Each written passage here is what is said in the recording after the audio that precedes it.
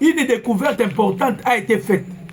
De nombreuses ethnies et des armes, des jeunes Tutsis enrôlés au sein du M23 ont jeté leur effet militaire avant de traverser la frontière vers le Rwanda. Par ailleurs, des jeunes Congolais ont également fui sans laisser de traces. Cette vague de désertion s'explique par plusieurs facteurs majeurs. Des salaires impayés qui démobilisent ces troupes, une famine sévère, les combattants manquent cruellement de nourriture, des morts en cascade au front. Des morts en cascade au front provoquant une panique généralisée dans l'air errant. Du côté de l'aéroport de Goma, la situation a également changé de manière radicale, alors qu'on observait auparavant une forte concentration de militaires. La zone se vide. Désormais, un seul militaire monte la garde à la porte de l'aéroport. L'aéroport, il y a Goma. Baromo monaka soda moko. On a zoé bisamino batwa Goma ne babenginga lobby. Batwa Goma. Na aéroport ya Goma baromo mona soda moko. Problème ezo le kezanini. Ba vandika ba remarquer ba moni ba jeune parce que Kagame rola ki ba jeune bala mike. O ba ute Kigali. Bande kolanga. Ba bande olongola ba teni. Ba bande olongola ba te ba bwaki na minduki. Bakati si na pour bayebi moi nzela na bango ya Rwanda na Goma non ya frontière ezali bakoti bazongi na bango Rwanda bakoti bazanga ba congolais na biso pe bakangaki par force na ba commune eza peuplé na Goma bango kutu bakima sans trace. Donc à l'heure où je vous parle ndenge nazo bisabino awa soki ba wazalendo ba attaquer kaka Goma na tongo oyo tozo aéroport ya Goma. Soki ba wazalendo na tongo yo batake Goma nazo bisabino Dieu me témoin makambo nazo bisabino makambo leki lobby et salami kaka na Goma te et salami na ba plusieurs endroits ba ligne de front ebelé ba soda ba komo kima bango moko bazo kima yo kasi ba soda ba na information te. Vous ne pensez pas que vous pensez que les soldats là ne suivent pas les informations. Oyo bayoki Rubio à lobby. Oyo bayoki Kagame koti si réunion. Lobby ba koti ki réunion. Kagame lobby on ne peut rien faire. Ça c'est entre la vie et la mort. Na lobaki na bino déjà. Quand les Américains disent 1, c'est que babongi c'est déjà 99. C'est si avant baloba makambo wana, ba yebisaki déjà Kagame ba bengi ba bi papa. To pekisio yo kiti. To nisko to matisa vitesse eza supérieure. Yo soza makasi kobima na Congo te vanda na Congo. Eh, si tu te sens pena que okoki kobima na Congo te vanda na Congo. Toko sunga yo. Eh, les Américains sont comme ça. Mande kuma jamais ça na seto multiplier ba jeune. To aimer, to commenter, to partager. Naba to nyoso ba koti ba bosa na iko aimer, to tsa ba jeune. Bomoni place to kei. Ba soda ba bandi ko kima bango moko. Na mboka moko RDF moko ami bomaki ye moko. Nzaleleki ami beti masasi. Ami bomaki. RDF na mi bomi ye moko nzaleleki. Ami beti masasi ami bomi. Pona ko ebisa bino bande ko ngai même Kagame place avant d'aoye batalobi ah donc nazo bima pena Kongoko. C'est ce que dit Rato Solo là. Kagame a perdre l'avantage nyonso. Tongai to ça la chaîne d'approvisionnement. T'as vu ça le président Tshisekedi et pas américain tant to signer ba bill. Mais c'est le président Tshisekedi. Le Congo est béni. Vous êtes obligés de payer vos voisins na yo pe ba bénéficier pe na ba minéraux na yo. Comme le président Tshisekedi n'est pas rancunieux. Le président Tshisekedi est américain, ça va problème exact. Ce qui Rwanda ba loya zo ba mine kosomba problème ezate te kazo ofele non kosomba so ba na kosomba problème ezate aya na ye la porte est grandement ouverte parce que Kagame aboya ki Kagame ya na besoin on dira ça na contrôle ya est so azana a besoin pe ça 5000 tonnes na Belgique il peut donner sans que personne les demande s'il peut donner 10 000 tonnes, s'il peut donner 20 000 tonnes, c'est-à-dire, pour la Kagame, Tshisekedi ne pouvait pas avoir contrôle, il y a Est. Contrôle, il y a Est, et Tikala Maboko Naï. Yé, Azobo son adversaire ou Azali Bosonaï. Et là, on est Kagame Yawan. Maintenant, ici, Aza Sansa Kobimi Sabatune pour Babsoda Moussou déjà Baokima. Bisopetro, comme il observait, cesser les filles. Babi Babima, Botala Bango, Deba Obim. Donc, comment observer cesser les filles?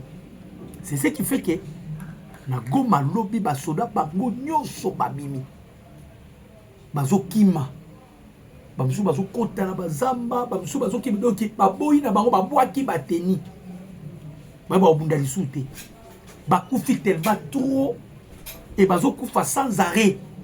Bakoufa Rakaka, so Bakouti Bakoufi, so Bakouti Bakoufi. À la fin de compte, parce que peut-être Kagame, lorsqu'il faisait la guerre, il pensait, quand il faisait la guerre, il pensait que quand on fait la guerre, donc Arobibata Rotik à la libella. Yango Moni Aktivaki à côté Simituka. Donc pour la Kagame Zalaki, le moment était venu to balkaniser Congo. Nebobonaka Joseph Abimaka, on doit soudaniser la RDC. Donc c'est ça que le moment déjà qui prémédité. Ah non, nous avons une opportunité au Kota Goma, nous avons une opportunité au Kota Bukavu, de réaliser qu'un rêve la biso. De réaliser rêve la biso. Rêve c'est qui nini? Bakata Congo. Ateba effort, papa, bakati soufflé et pas américain. Baby si papa mboka onoza eza mboka ba. Mboka ba congolais. Tozo senga na yo kanga bisaka bima Congo. Kanga bisaka bima Congo. Kagama leli ba américain ba bisiye toza kunate. Kanga bisaka bima Congo. Skoyo na ba soda nyoso perdre. Otiko lozo ata mabele ya Congo te. Nani a perdu na minute. Qui est de plus en plus perdant. Parce que toi, tu pensais faire la guerre avec la RDC, ça permettra en sorte que Ozwata Kiv, mais ba mindele balobina bima, eza mabele na hote. Ayaka ganga, oh non, la Belgique a commis l'erreur, tant ba on la partage Afrique, mabele à Rwanda et kotaramba on a RDC. Monique Mundela a mieux informé que les Kayo Kagame. Ok, Marco Rubio le baron, non, si c'est qu'elle dit, tu vois, Kotoyo, Foboti que la Rwanda, Boyoki Balobi à Tabongo. On a dit à Rwanda de quitter les sols congolais. De quitter les sols congolais. Et l'autre, ils ont soit Kagame. Donc Kagame a mis Monique, Anzambenanga. Erreur ni na sali. Ndeko zo tunangai Dr. Boni Rubaya. Ndeko. Tango Kagame bazo ebise abima Congo. Mais azo bima pena Rubaya. Tango ba ebisi Kagame, il doit quitter le Congo. Vous pensez que il va seulement quitter Goma Bukavu? Même Rubaya, il va quitter. Bandeko, la date butoir est là. La date butoir est là. Et cette date ne changera pas. Date où on est changé. C'est une date butoir. Et qu'on changé.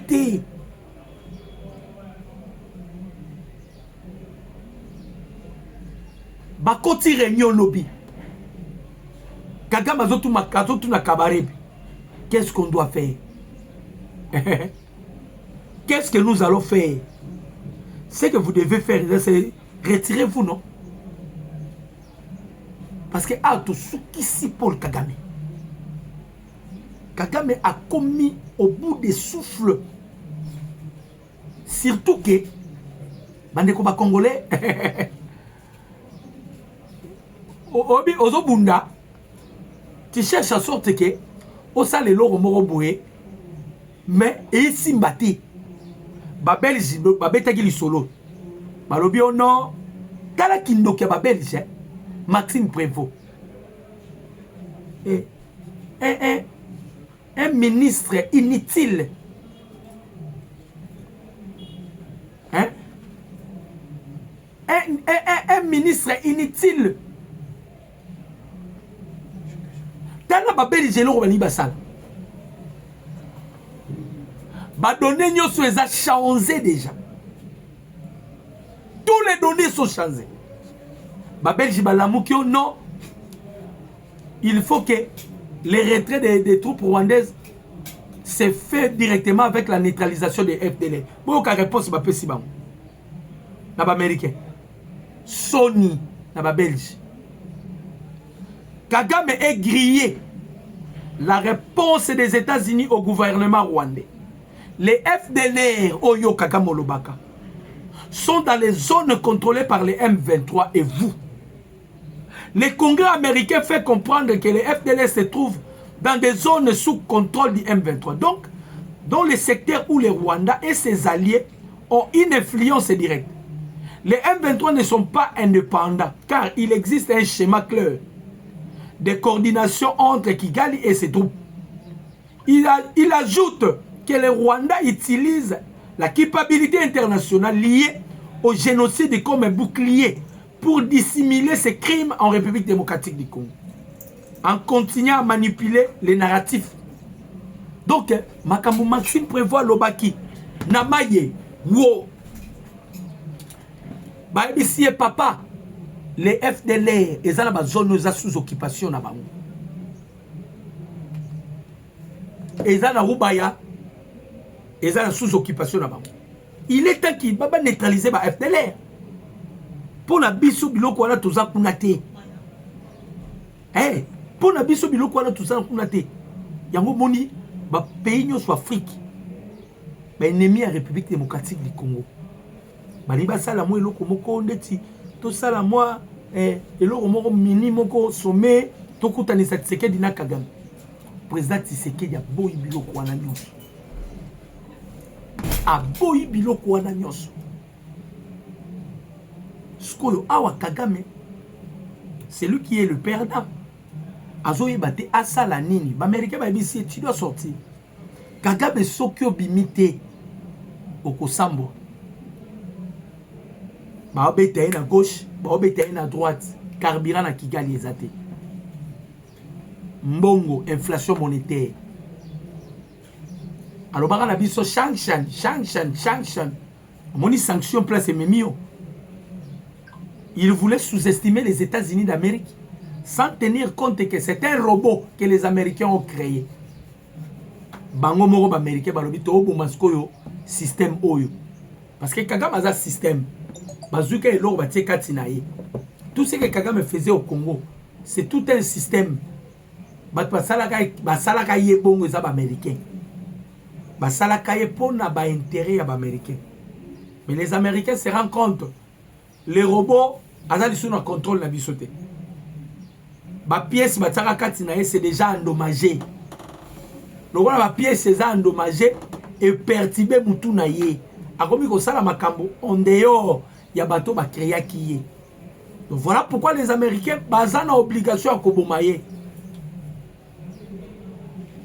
Maman nanga bi Kagame aza malédiction pour na Rwanda effectivement. À côté ici Kigali na KO. À côté ici Kigali na KO. Na lobi na bino bandeko imaginez-vous. Soda et rebelle a ofuta mate. Moko bakanga ki na goma oyiba téléphone rebelle. Vie à passe. Pourquoi vous êtes venu faire la guerre en République démocratique du Congo? Pourquoi vous avez décidé de venir faire la guerre en RDC? Pas si ba okokalisu soute pema. Vie komi bango bololo.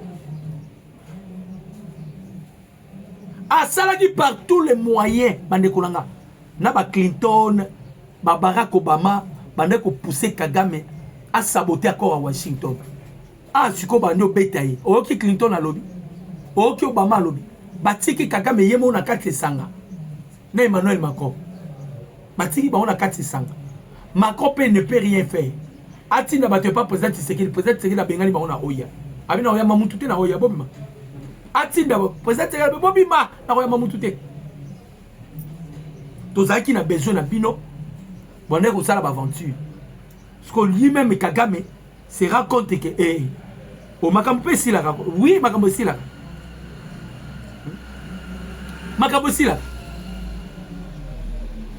côté lisusu ya Walikali balobi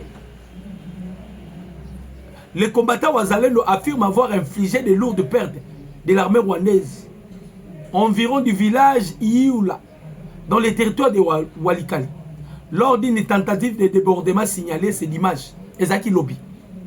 Selon les informations communiquées par les Wazalendo, les affrontements auraient opposé leur position aux forces adverses dans des zones stratégiques du Nord Kivu na Walikali.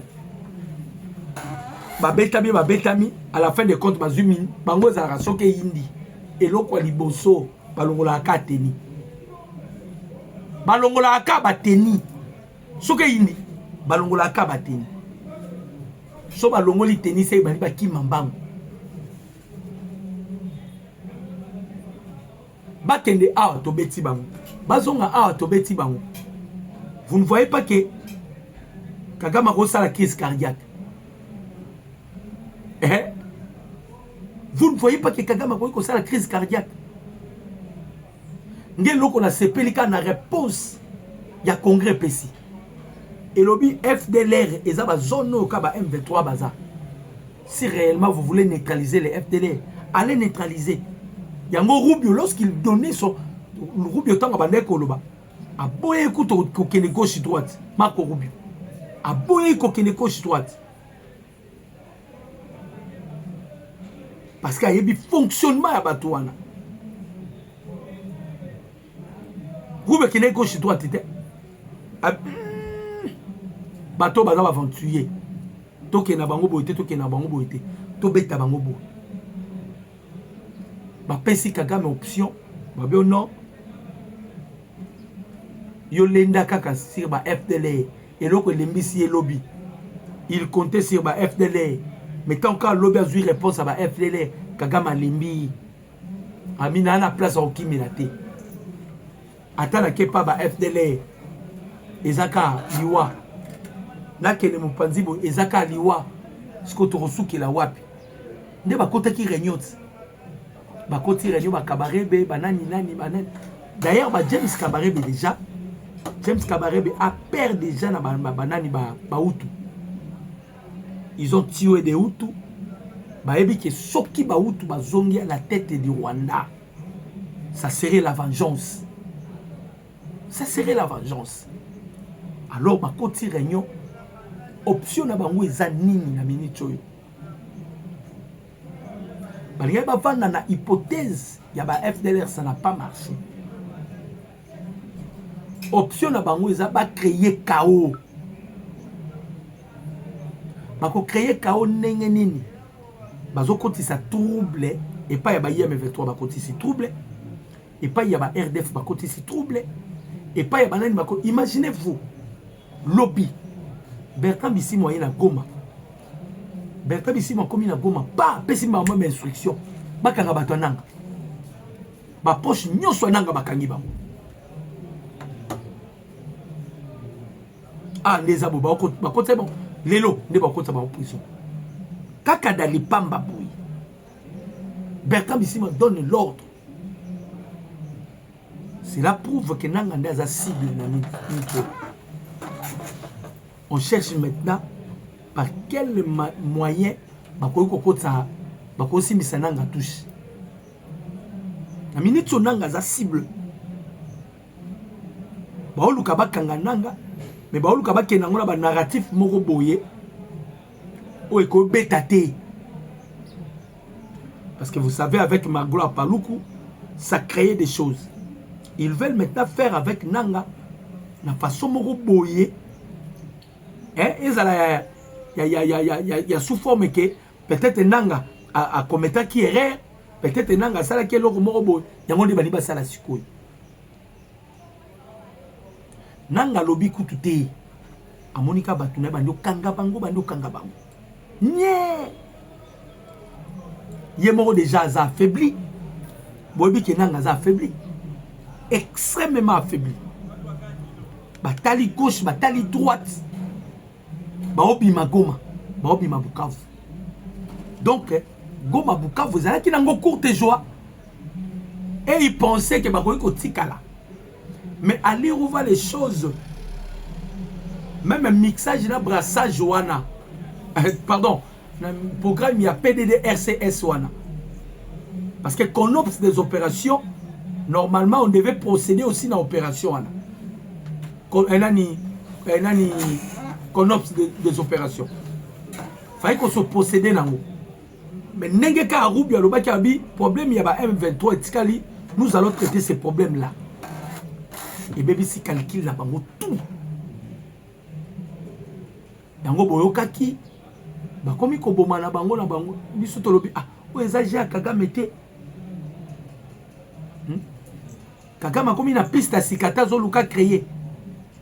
Pour Kagame doit créer des jets, doit multiplier des moyens, doit multiplier des moyens pour zoluka yango. Peut-être à ko bendata. Peut-être à quoi ça les noms parce que États-Unis si à l'Obaki to veiller na Kagame. Biso toujours veiller na Kagame. Malobaki babomba kité. Nous veillons et pas Kagame. Total la Kagame s'il va respecter ou il ne va pas respecter. Si Kagame va respecter, ça va. Si Kagame ne respecte pas, oh, lui-même il va assumer. Bande kolanga. Awa batu nyonso bakomi kofuta oya bango mbano.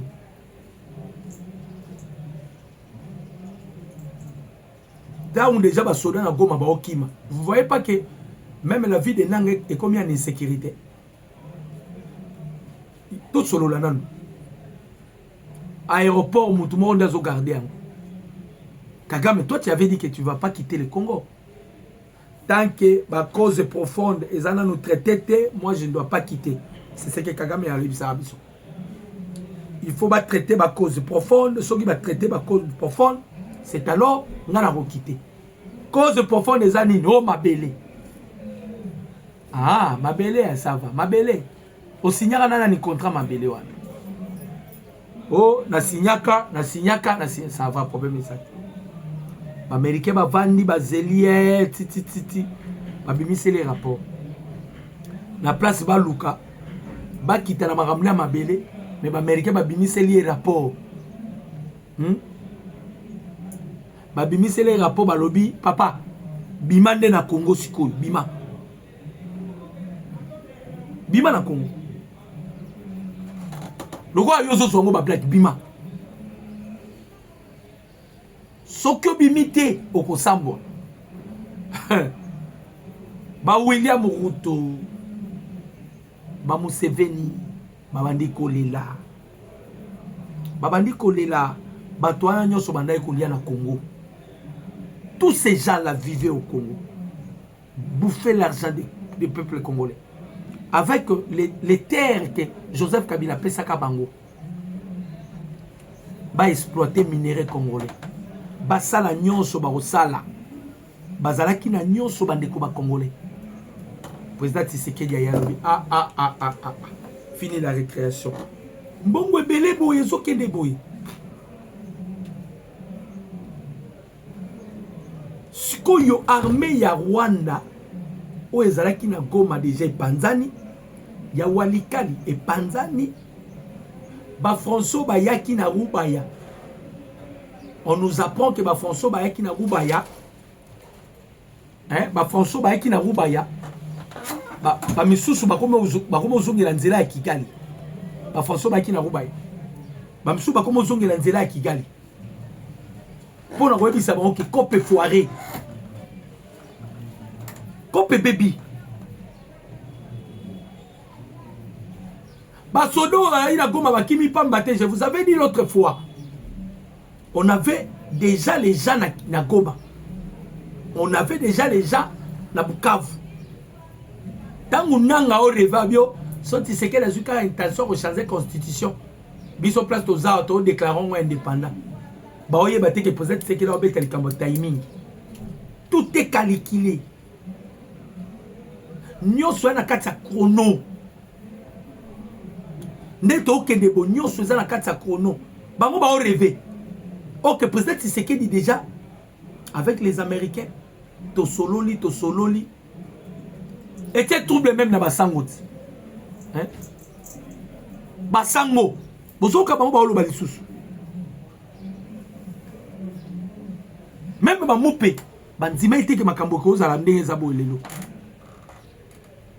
Ba moupe bandima kite. Ba otala kabe. Ah! Si c'est que yo. Tout ça la boy a bloqué. Tout ça la boy a bloqué. Au juste, qui est derrière Tshisekedi? Nzambe.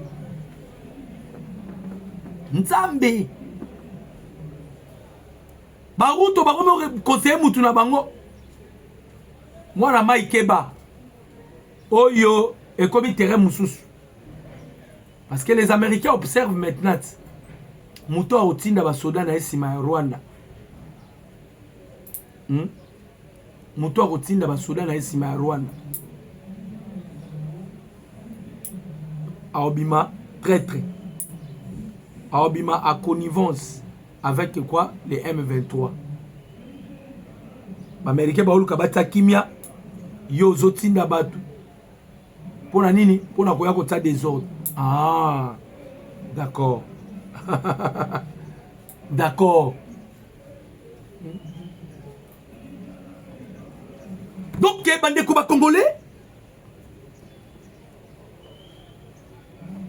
Paul Kagame a commis un souka qui demande à ce que le président Tshisekedi Bakuta Naba Solola, le chef de l'État a refusé.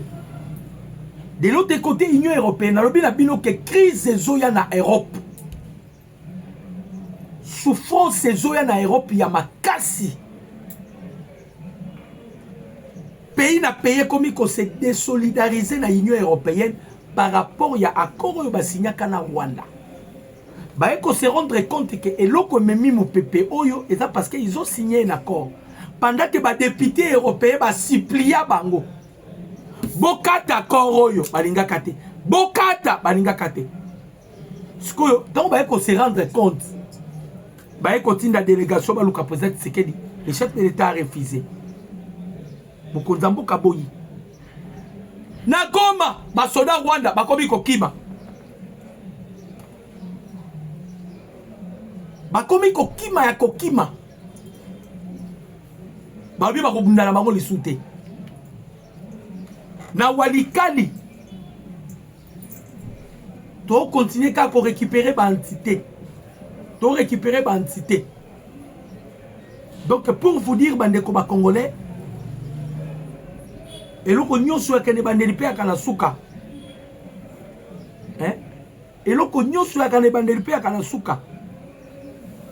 Kagame pensait que à côté de la Congo à Kobimate à Kosala Lolendo boye mais Kagame lui-même se raconte aujourd'hui bande konangai qui a commettra qui erreur que Tshisekedi a piégé qui est son alandanga na maloba Tshisekedi te nangana sala ba bêtise on a sala kité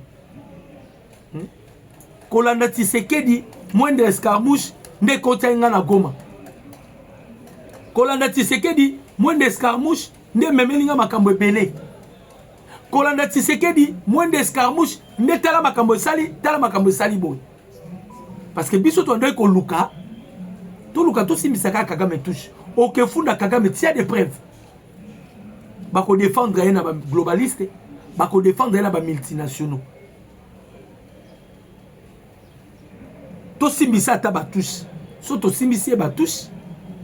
Toko diembela tana sima batushi wana toye bandeni to sala.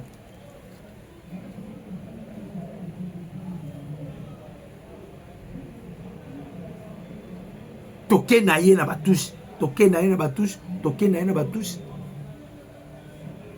Kagame bloqué. Bobi malisu na Goma te bofanda ti. Bobi na Goma te bofanda. Bo katanda ishimi azolba. Et Varis a osé le moment opportun. Donc Bitumba, bande koba congolais, peuple congolais, la victoire ezongeli peuple congolais. Président Tshisekedi asilisi guerre na makelele te. Biki na papier kaka bandeko na ngai. Biki na papier esilisi Kagame mayele. Biki na papier. Donc Kagame abundika na biki na papier. Pour votre information. Abundika na biki na papier. Tokotawa, Tobimawa. Yewana komo senga akuta na Tshisekedi. Topesa ka liboko na Belgique olobaka na biso. Nous ne sommes pas venus ici pour pleurnicher. On a pleurnicharte. Le nom qu'il avait appelé le président Tshisekedi. On a pleurnicharte. On a pleurnicharte, mais le nom comme sengo akuta na Tshisekedi. Aux autres d'appel intermédiaire. Bota la président Angola, Lorenzo. Lorenzo yo, tu es baraté. On dirait Lorenzo a suspect, Lorenzo. Tu vois bien qu'il va payer belé, va payer frontalier à la République démocratique et belé. Surtout va payer va vivre en Congo. Les Rwanda ils ont kende boye. Les Congo ils ont récupéré l'autorité de l'État naïe et ça la bango passe to yebi. Entre autres Congo Brazzaville, Angola exportera pétrole na biso. Batouana nyonso. On remarque que ils ont ça la bango passe pour na nini. Kabila zwaka mabele apesaka bango ba exploitera mabele pour ba protéger pouvoir na ye. Parce que Kabila yemo ramiyeba ke non ngana na étranger.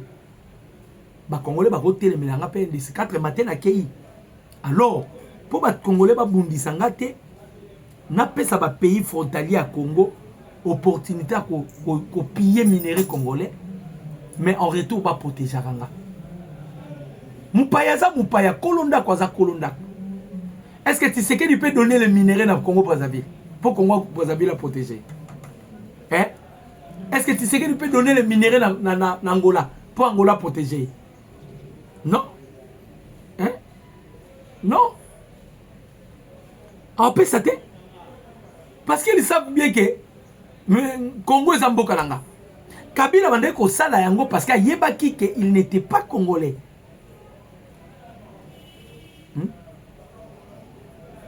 Et là, quand on a tolobaki yango papa na ngamo komeli nga likambo ba mbongo ba soda. Vous avez raison. Tolobaki yango. Tous a besoin armée basoda bazole la makambo ya mbongo. Basoda bazole la makambo ya mbongo. Vous devez traiter ces cas-là. Vous devez traiter ces cas-là makambo ya mbongo basoda.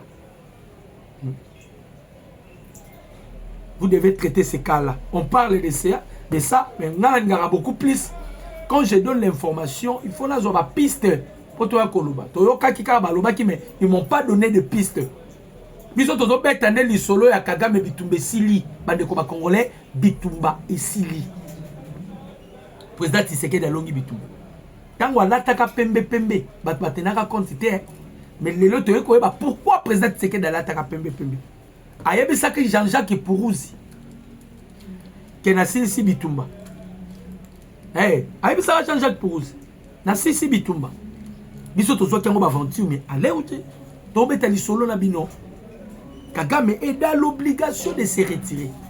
Soit Andimi Baboumaye, soit à se retirer. Soit à Liba Boumaye, soit à se retirer. Et là, si quelqu'un est en Congolais. Soran Dimi na ya kufa, on va les tuer. Mais Soran Dimi pas se retirer. Oh, bande konangai. Filmé total. Ah, Joseph Kabila nyonso en débandade. En péril. Surtout Joseph Kabila. En péril. Hein? En péril.